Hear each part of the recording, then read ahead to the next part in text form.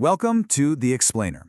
What if I told you that this sweet, syrupy treat isn't just an indulgence, but maybe, just maybe, a remedy for some of our most common, nagging health problems? Let's find out how.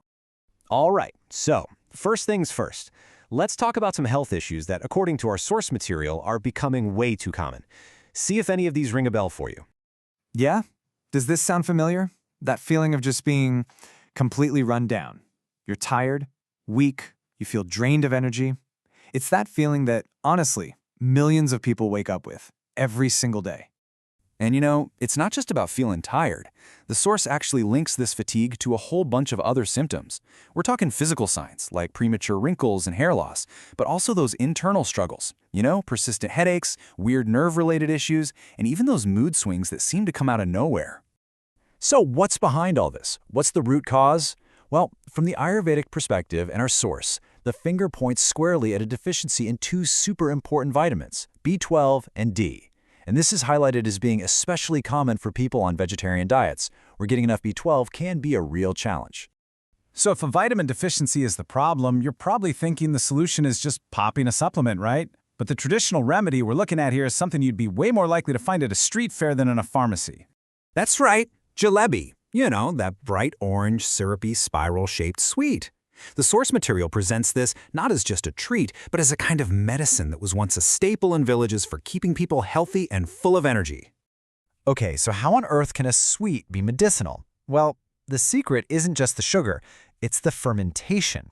The batter for jalebi is fermented, and our source says this process is what completely transforms it.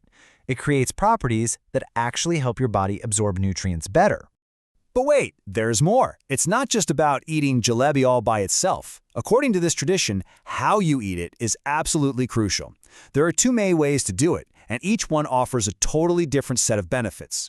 And this slide just lays it out perfectly. On one side, you've got jaggery with warm milk. This combo is suggested to directly tackle those vitamin B12 and D deficiencies, boost your calcium, help with healthy weight gain, and even fight constipation. Then, on the other side, you pair it with yogurt. Now you're getting a boost of vitamin C, enhancing your immunity, and it's specifically recommended for relieving migraines.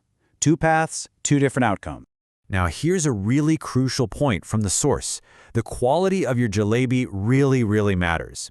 For any of these benefits to work, the recommendation is to use jalebi that's been fried in pure, fresh, desi ghee, not in some old, reused oil, which can actually do more harm than good.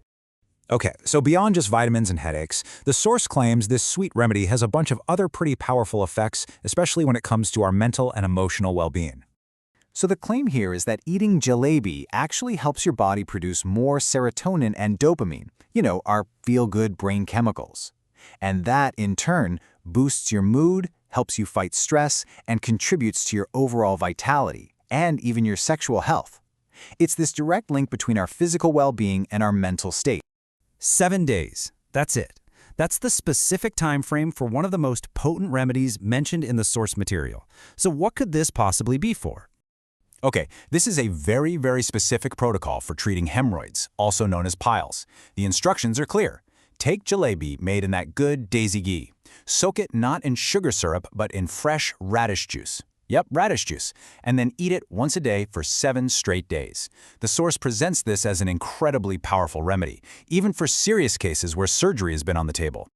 All right, now this part is incredibly important. While the source talks about a lot of potential benefits, it's also very clear that this is not a remedy for everyone. There are some serious warnings we need to pay attention to.